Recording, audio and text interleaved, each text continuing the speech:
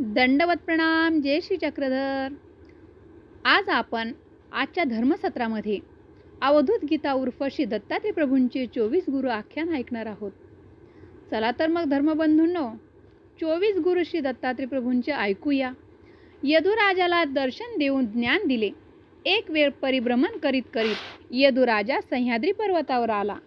त्या निर्जन वनामध्ये श्री दत्तात्रय प्रभूंनी त्याला दर्शन दिले. राजाने अत्यंत विनम्रपूर्वक नमस्कार करून जिज्ञासेने श्री दत्तात्रय प्रभूंना म्हटले, हे प्रभो, आपण या निर्जन वनामध्ये कर्म करीत असूनही अत्यंत सतेज, प्रसन्न आणि अलौकिक बुद्धिमान कसे? या संसारात प्रत्येक मनुष्य धनी वा निर्धन, आयु, यश, सौंदर्य, संपत्ती, इतर बाळगुण, धर्म, अर्थ, काम तथा सत्व जिज्ञासेत प्रवृत्त होतो.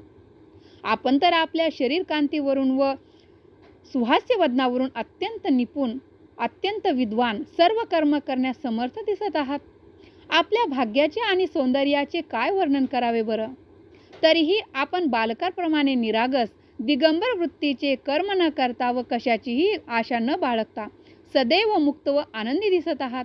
हे आपणास कसे शक्य आहे? याची कृपा करून मला ज्ञान करावे जी देवा महाराजा. आपण मला सांगावे जी.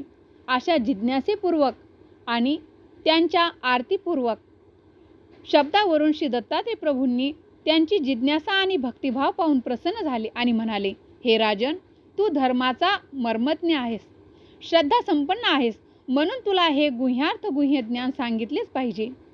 हे धर्मप्रेमी राजन, मी आपल्या बुद्धीद्वारा अनेक गुरुपासून हे गुण ग्रहण केले आहेत. ज्यांच्याजवळ सद्विवेक आहे, जिज्ञासा आहे, गुणग्रहकता, श्रद्धा, आदर, नम्रता आणि सद्गुण आहेत, त्यांच्यासाठी हे संपूर्ण जगत गुरु आहे. प्रत्येक वस्तूच्या गतिविधीपासून गुण ग्रहण करता येतो. दोष असा नसतोच मुळी. त्या दोषाचाही विचार करून त्यालाही गुण रूपांतरी करता आले पाहिजे. माझे अनेक गुरु मी मानले आहेत.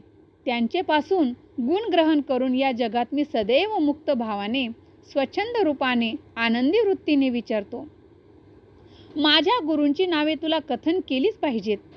हे राजन, माझा पहिला गुरु म्हणजे पृथ्वी, वायू 2 नंबर, आकाश 3 नंबर, जल 4 नंबर, अग्नी 5 नंबर, चंद्रमा 6 नंबर, सूर्य 7 नंबर, कबूतर 8 नंबर, अजगर 9 नंबर, समुद्र 10 नंबर, पतंग 11 नंबर, मधमाशी 12 नंबर, हस्ती 13 नंबर, शहद काढणारा म्हणजेच मधमाशी 14 नंबर, हरिण 15 नंबर, पिंगळा 16 नंबर, वेश्या 17 नंबर, कुरूप पक्षी टिटवी 18 नंबर, बालक 19 नंबर, कुमारी कन्या 20 नंबर, बाण बनवणारा 21 नंबर, सर्प 22 नंबर, कातीन 23 नंबर, भिंगुरटी 24 नंबर.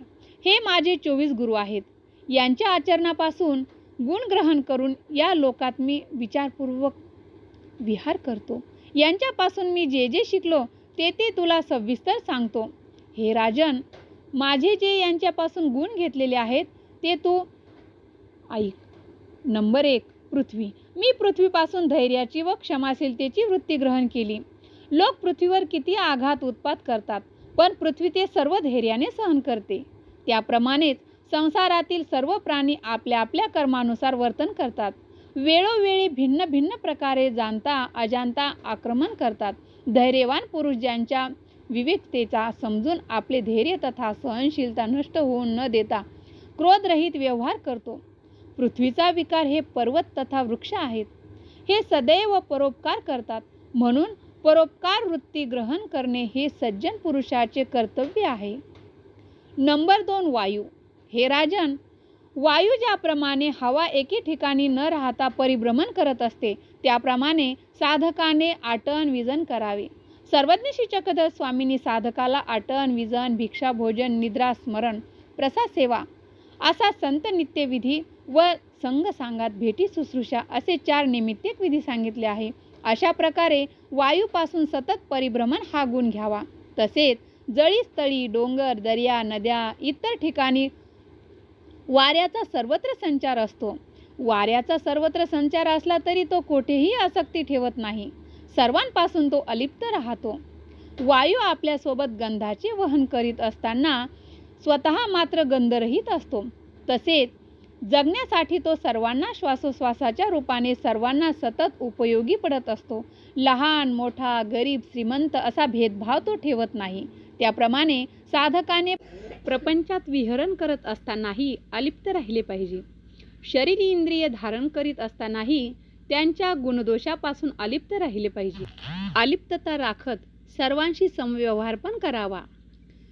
हे राजन, तिसरा गुरु म्हणजे आकाश. आकाशामध्ये हे सारे चराचर जगत सामावलेले आहे. तेथे गती स्थिती व प्रलय सुरू असून आकाश सर्वांना केवळ साक्षी मात्र आहे. हा गुण मी आकाशापासून घेतला. दृश्यमान चराचरात कितीही आघात उत्पन्न झाला तथा नवनिर्मिती हो, साधकाने त्यापासून भिन्न राहून शारीरिक मानसिक व्यापाविषयीही तटस्थ राहून समभाव धारण केला पाहिजे. हे राजन, चौथा गुरु म्हणजे जल. जल हे स्वभावतः मधुर, पवित्र करणारे, स्वच्छ व सलील आहे. त्याप्रमाणे साधकाने स्वभावतः शुद्ध, स्निग्ध, मधुरभाषी, लोकपावनकारी राहिले पाहिजे. हे राजन, पाचवा गुरु म्हणजे अग्नी. अग्नी हा तेजस्वी आहे. सर्व भक्षण करूनही तो त्यांच्या गुणापासून अलिप्त असतो. केव्हा प्रगट तर सदैव अप्रगट असतो. त्याप्रमाणे साधकाने आपल्या शरीर इंद्रियाच्या प्रभावाला नष्ट करून कधी प्रगट तर कधी अप्रगट असले पाहिजे. आपल्या गुणाचे दर्शन करू नये. सर्व दोष ज्ञानी दृष्टीने भस्म करून स्वतः परिशुद्ध असावे. ज्याप्रमाणे अग्नीमध्ये सर्व वस्तू टाकल्या असता त्या जशा जळून खाक होतात, दुसऱ्या दिवशी काहीही शिल्लक राहत नाही, त्याप्रमाणे साधकाने जे काही मिळेल त्यावर आपली एक दिवसाची उपजीविका करावी. दुसऱ्या दिवशी काही करू न द्यावे. साधकाने नेहमी भिक्षेत जे मिळेल ते आनंदाने स्वीकारावे. सदन्न व कदन्न असा भेदभाव करू नये. अग्नी हा तेजस्वी आहे. तसे ज्ञानाग्नीने साधकाने आपले दोष भस्म करावे. हे राजन, सहावा गुरु म्हणजे चंद्रमा. चंद्रमा कधी क्षीण होतो तर कधी परिपूर्ण प्रकाशरूप होतो. सतत अवस्था बदलत असली तरी तो व्यवस्थित होत नाही.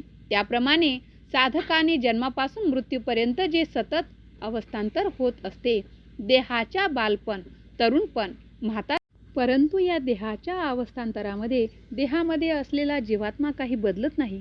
जन्म मृत्यू हे देह हे देहाचे अवस्थांतर आहे. जीवात्मा हा नित्य शाश्वत आहे. उत्कर्ष अपकर्ष मान अपमान यांना समान समजून स्वस्थता समाधानी कायम राहावे. हे राजन, चंद्रापासून मी जीवाचे नित्यत्व, शरीराचा नश्वरपणा हा गुण शिकलो. हे राजन, सातवा गुरु सूर्य.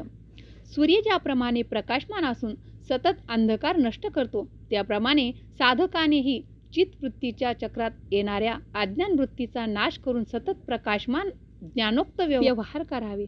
सर्व भौतिक व्यवहार करीत अलिप्त होऊन परोपकार वृत्तीने यथासमय ज्ञानाची वर्षा करावी. हे राजन, आठवा गुरु म्हणजे कबूतर. हे राजन, कधीही कोणाशी अत्यंत स्नेह अथवा आसक्ती करू नये. एका कबुतराचे उदाहरण सांगतो. कोण्या एका जंगलात एक कबूतर एका वृक्षावर घरटे बांधून राहत होते. त्या कबुतराचे एकमेकावर खूप प्रेम होते. त्यांना पिल्ले झाली. एकदा ते पिल्लांना चारा आणण्यासाठी जंगलात गेले. इकडे पारध्याने पिल्ल्यावर जाळे टाकले. त्या जाळ्यात पिल्ले अडकली. ते परत येऊन पाहतात तर जाळ्यात त्यांची पिल्ले आक्रोश करीत आहेत. त्यांना पाहताच कबुतरीच्या दुःखाला सीमाच राहिली नाही. स्नेहाने आंधळी होऊन तिने पिल्लांकडे झेप घेतली आणि स्वतः जाळ्यात अटकली. पिल्लांच्या आणि कबुतरणीच्या दुःखाने कबूतर अधिकच दुःखी होऊन आक्रोश करू लागला. माझा संसार उद्ध्वस्त झाला. मी यांच्याशिवाय कसा जगू म्हणून त्यानेही त्या जाळ्यात उडी घेतली. पारधी हर्षित झाला. सारा कबुतराचा परिवार त्याला मिळाला. हे राजन, जो पुरुष विवेक रहित होऊन मोहाने या संसारात वावरतो त्याची अशीच दुर्गती होते. त्यामुळे मनुष्य देह मुक्तीचे द्वार आहे असे नाही. अनमोल शरीर प्राप्त करून जो कबुतराप्रमाणे आपल्या संसारात विषय भोगात तथा मोहात फसतो तो अत्यंत उंचीवर चढून अंधपतित होतो. शास्त्राच्या भाषेला त्याला आरूढच्युत म्हणतात. हे राजा, मोह व ममतेचा त्याग करण्याचा गुण कपोत पक्षाकडून घेतला. हे राजन, नववा गुरु म्हणजे अजगर. अजगर ज्याप्रमाणे जे मिळेल ते न मिळाले तरी मिळण्यासाठी प्रयत्न करत नाही, धैर्य धारण करून निष्ठेत पडून राहतो. त्याचप्रमाणे साधकानेही तसेच रुखे सुखे मधुर नीरस स्वादिष्ट जेही प्रारब्धानुसार प्राप्त झाले ते ग्रहण करून न मिळाले तरी चिंता न करता तसेच उदासीन वृत्तीने सदैव संतुष्ट राहावे. निद्रारहित असून निद्रेत असल्याप्रमाणे व कर्म करण्यायुक्त शरीर असूनही कोणतीही आसक्तीरूप क्रिया न करता निष्ठेत पडून राहावे. हे राजन, 10वा गुरु म्हणजे समुद्र. समुद्रापासून सर्वदा प्रसन्न, गंभीर, अगाध, असीम मर्यादा पालन करणे आणि शांत वृत्ती हे गुण ग्रहण केले पाहिजे. समुद्रामध्ये कितीही तुफान आले, कितीही वर्षा झाली, नदी नाल्यांनी महापुराने अमान जल आणले तरी समुद्र त्या सर्वांना सहन करतो, शांत भावाने त्याचे ग्रहण करतो आणि आपल्या मर्यादेचे पालन करतो. तसेच साधकाने कितीही दुःख प्राप्त झाले, विघ्न आले, संकट आले तरी विचलित न होता सदैव शांत भावाने राहावे. अथांग असीम हृदयात कक्षा वाढवावी, सर्वांना सहन करावे, सामावून घ्यावे. 11वा गुरु म्हणजे पतंग. पतंगापासून मी काय विकारापासून दूर राहण्याचा धडा शिकलो. ज्याप्रमाणे पतंग दिव्याचे तेजस्वी रूप पाहून त्यालाच आपले सर्वस्व मानून त्यांच्यावर झेप घेतो व स्वतःला नष्ट करून घेतो, त्याप्रमाणे सांसारिक जीव स्त्री, पुत्र, धन यांच्यावर आकर्षित होऊन शेवटी आपला नाश करतात. इंद्रियांचे अधीन असलेले कामी पुरुष विषयात स्वतःला झोकून देतात. रजोगुणाच्या उठाव्याने मनुष्य कामात होऊन विवेकशून्य होतो. विवेकशून्यतेमुळे तो आपल्या ध्येयापासून पतित होतो, ईश्वर भक्तीपासून तो दुरावतो. सर्वज्ञ श्री चक्रधर स्वामींनी आचार प्रकरणात सांगितल्याप्रमाणे पहिल्या 26 वचनाप्रमाणे ज्ञानियाने आपले चरित्र शुद्ध बनवावे. अनुसरल्या पुरुषासी आचाराची निपुणता आणि विचाराची संपूर्णता असायला पाहिजे. त्याचेच जन्मकडे पडतात. समजले आणि त्यानुसार वर्तले तेच भाग्य पुरुष झाले. अशा प्रकारे ज्ञान हे यदुराजा मी पतंगापासून शिकलो. हे राजन, 12वा गुरु म्हणजे मधुकर म्हणजेच भ्रमर. हे राजा, मी भ्रमरापासून काय शिकलो ते ऐक. भ्रमर आपल्या उपजीविका प्रत्यर्थ अन्नाचा कधीच साठा करून ठेवित नाही. अन्न शोधण्यासाठी त्याची अखंड भ्रमंती सुरू असते. अन्न शोधताना लहान मोठा हा भेदभाव त्याच्याजवळ नसतो. भ्रमराला सर्वच फुले सारखी असतात. प्रत्येक फुलातून तो थोडा थोडा मकरंद गोळा करतो. फुलाच्या मकरंदाच्या मोहामुळे तो कधीच एका ठिकाणी राहत नाही. जर तो एकाच ठिकाणी थांबला तर मात्र फुलात कोंडल्यासारखा कोंडल्याशिवाय राहत नाही. हे राजन, माझा साधकही भिक्षेवर उपजीविका करतो. यासाठी तो एकाच घरचे अन्न तो घेत नाही. श्रीमंत गरीब असा भेदभावही त्याच्याजवळ नसतो. आज या गावी तर उद्या दुसऱ्या गावी असे त्याची आटण सुरू असते. साधकाने आपल्याला लागेल तेवढेच अन्न मागावे किंवा थोडासा संग्रह करावा. हे राजन, 13वा गुरु म्हणजे हत्ती. हत्ती केवढा बलाढ्य असतो. हत्तीला पकडण्यासाठी जंगलात एक मोठा खड्डा खोदतात. त्यावर पातळ लाकडे किंवा भुसा जमिनीबरोबर करून त्यावर काळ्या रंगाची हत्तीन बसून उभी करून ठेवतात. त्या हत्तीनीला खरोखरची समजून कामात झालेला हत्ती स्पर्श सुखाला आसुसलेला असतो म्हणून पळत जाऊन खड्ड्यात जाऊन पडतो. म्हणून साधकाने कोणत्याही इंद्रियाला वश करून आपला नाश करून घेऊ नये. स्त्री संबंध टाळावा. पंचेंद्रियाचे जे अर्थ रूप, रस, गंध, स्पर्श, शब्द यांचा त्याग करावा. इंद्रियार्थेषु वैराग्यम असे गीतेतही सांगितले. हे गुण मी हत्तीपासून शिकलो. हे राजन, 14वा गुरु म्हणजे मासा. मोहाला बळी पडल्याने स्वतःचा नाश होतो. हे मी माशापासून शिकलो. कोळी जाळाच्या दोरीला एक वाकविलेला तार बांधतो. त्या तारास खाद्यपदार्थ लावल्यामुळे मासा खाद्यपदार्थ खाण्यास येतो व तो गाळ अडकून बसतो. जिव्हा इंद्रिय महत्वाचे आहे, त्यांच्यावर नियंत्रण ठेवले तर सर्व इंद्रियावर नियंत्रण ठेवता येते. साधकाने केवळ प्राणाला आहार द्यावा, इंद्रियांना. हे राजन, 15वा गुरु म्हणजे हरिण. पारधी जंगलात विशिष्ट प्रकारे संगीत निर्माण करतात. हरिणाला बिन्याचा आवाज खूप आवडतो. एरवी चपळ असणारे हरिण त्या संगीताने मंत्रमुग्ध होऊन देहभान विसरून जाते व शिकाऱ्याच्या जाळ्यात अडकते. अशा प्रकारे योगी पुरुषाने संसारिक विषयात आपले मन गुंतवू नये, नाहीतर हरिणाप्रमाणे संसाराच्या मोहरूपी जाळ्यात अडकून जाळ म्हणून शब्द विषयाच्या अधीन साधकाने होऊ नये. विषयसंबंधी संगीत ऐकू नये. त्यामुळे चित्तवृत्तीमध्ये उद्रेक उघडून विकार भावना बाळवते.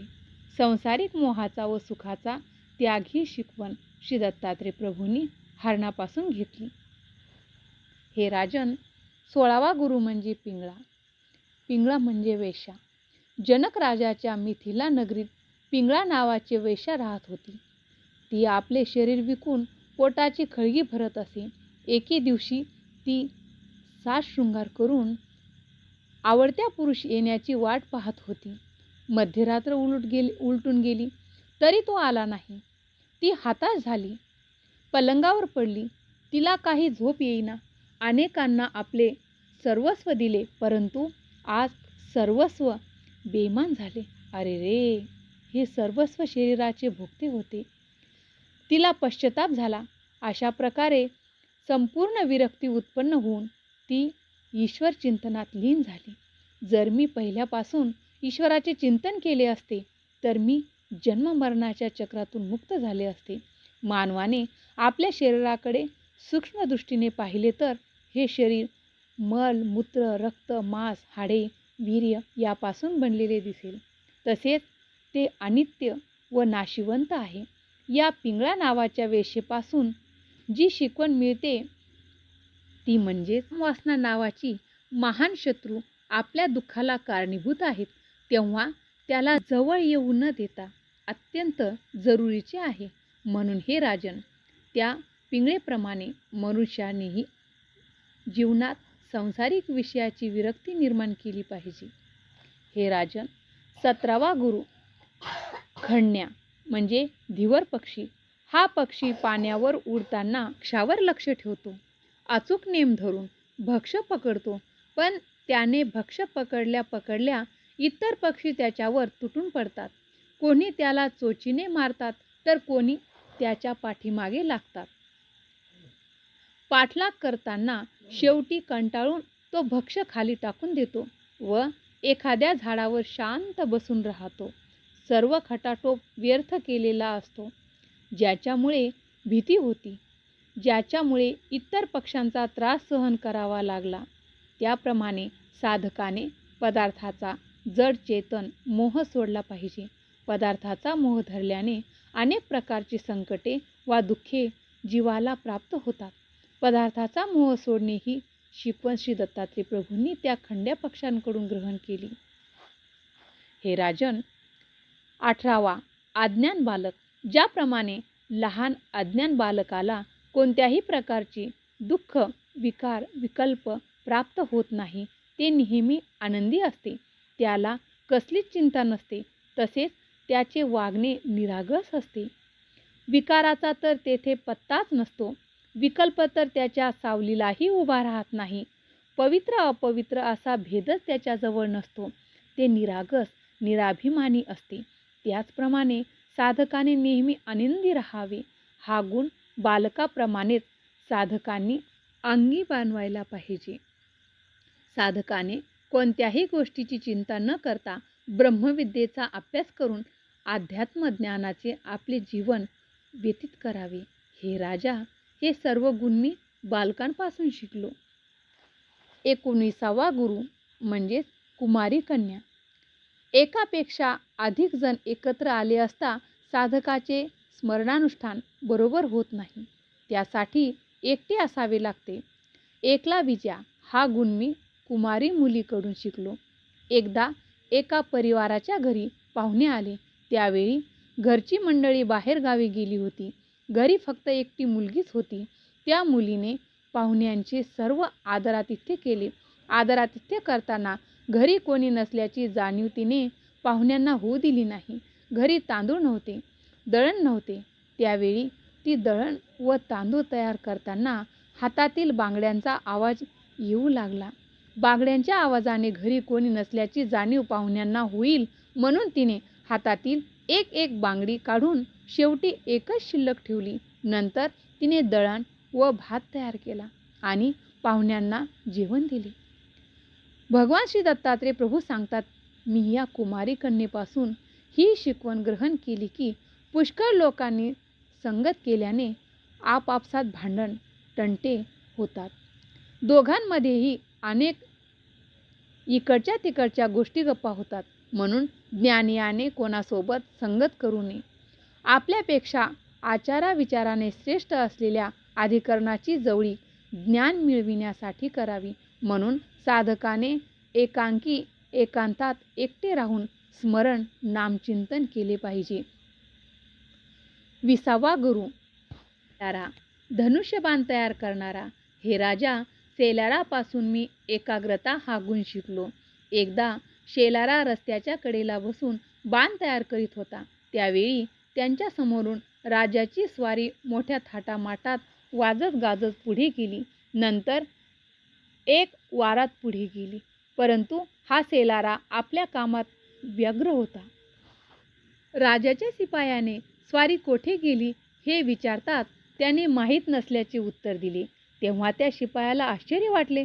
अशा प्रकारे साधकाने सर्व इंद्रिये व मनाचा काबूतर ठेवून एकांतात बसून श्री दत्तात्रय प्रभूंचे चिंतन करावे व आपल्या ध्येयापासून लक्षापासून दूर जाऊ नये. 21वा गुरु कोळी कीटक. कातीन.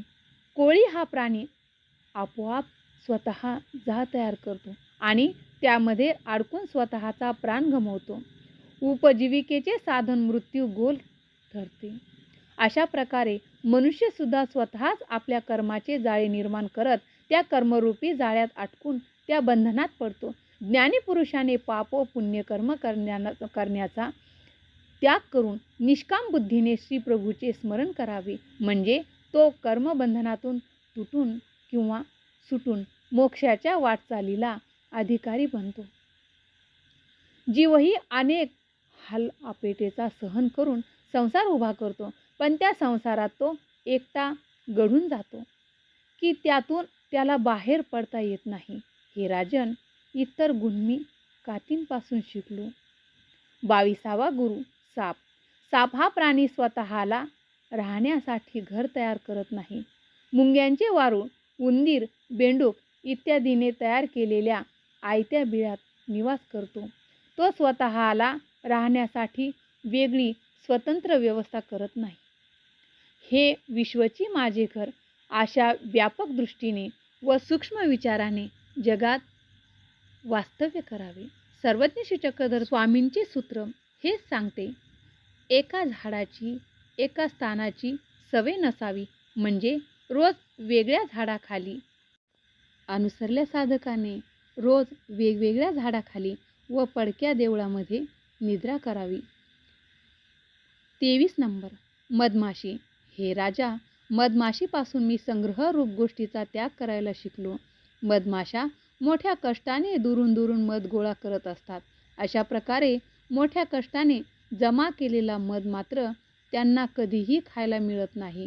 मध्येच कोणीतरी येऊन तो मध घेऊन जातो. म्हणून साधकाने एकट्यापुरतीच भिक्षा मागून आपला उदरनिर्वाह करावा. वाजवीपेक्षा जास्त साठा करू नये. आकारण वस्तूचा संग्रह केला तर साधक ईश्वर चिंतनापासून वंचित होईल. शिवाय धनाचा साठा मध गोळा करणाऱ्याला मधमाशाप्रमाणे ते धन नष्ट होईल किंवा दुसऱ्याकडे जाईल. नंबर 24. हे राजन, भिंगुरटी. भिंगुरटी हा माझा 24वा गुरु आहे. भिंगुरटी एक सुरवंट तोंडात धरून आणून मातीचे घर बनवून त्यामध्ये त्याला ठेवते. नंतर त्या सुरवंठाला डंक मारून काटा रोवते. आता आत असणारा सुरवंट किडा भिंगुरटीची सतत आठवण करीत असतो की तो पुन्हा येईल व मला डंक मारून काटा टोचवील. अशा सततच्या चिंतनाने काही दिवसात त्याला पंख व पाय येतात. सुरवंटाचे फुलपाखरात रूपांतर होते. कळतच नाही तसे साधकाने परमेश्वर योगात अखंड परमेश्वराचे नामचिंतन करत राहिल्यास साधकही एक दिवस परमेश्वर समान होतो, परंतु परमेश्वर नव्हे, परमेश्वराचा अपूर्वानंद भोगण्यास योग्य होतो. नामाचे चिंतनाने काय फायदा होतो हे मी त्या भिंगुरटीपासून शिकलो. हे राजन, हे 24 गुरुचे आख्यान मी तुला निमित्त करून सर्व जनांसाठी सांगितले आहे. या गुरूंचा आदर्श ठेवून तू तुझे जीवन उज्ज्वल कर. नश्वर संपत्तीचा त्याग करून मला परमेश्वराला शरण ये. मला अनन्य भावे शरण आलेलेचे मी रक्षण करतो. भगवान श्रीकृष्ण सांगतात, अंतकालेच मामेव स्मरण मुक्त्वा कलेवरम इह प्रयांती समद्भावम यांती नात्यस्त्र संशय. म्हणून गीतेत सांगितल्याप्रमाणेच शेवटचा क्षण साधकाचा असेल तर 5व्या नामाचे स्मरण निरंतर उठता बसता चालता बोलता शयनी भोजनी करावे. अशा प्रकारे गुरु निरोपणातून यदुराजाला ज्ञान प्राप्त झाले. श्री दत्तात्रय प्रभूंचे अमुक दर्शन झाले. परमेश्वराला गुरु करण्याची काय आवश्यकता आहे हे मला ज्ञान देण्यासाठी 24 गुरुचे निरोपण सोदाहरण पटवून दिले आहे. माझ्या अधिकारानुरूप मला प्रभूंनी ज्ञान दिले आहे. हेच माझे स्वामी परमपिता परमात्मा आहेत. मी सेवक आहे असा स्वामी सेवकाचा भाव प्रगट होऊन यदुराजा श्री दत्तात्रय प्रभूंचा अनन्य भक्त झाला. श्री दत्तात्रय प्रभूंची महापूजा करून त्यांच्या आज्ञेनेच अनासक्ती योगाने कर्तव्य कर्म म्हणून राज्यकारभार पाहण्यासाठी यदुराजा आपल्या राज्यात परत आला. श्री दत्तात्रय अर्पण. श्री दत्तात्रय महाराज की जय. सर्व साधक वृंदांना सविनय साष्टांग दंडवत प्रणाम. आपल्याला काही प्रश्न असतील किंवा आपल्याला काही विचारायचं असेल तर कमेंट बॉक्समध्ये जरूर कळवा. दंडवत प्रणाम. जय श्री चक्रधर.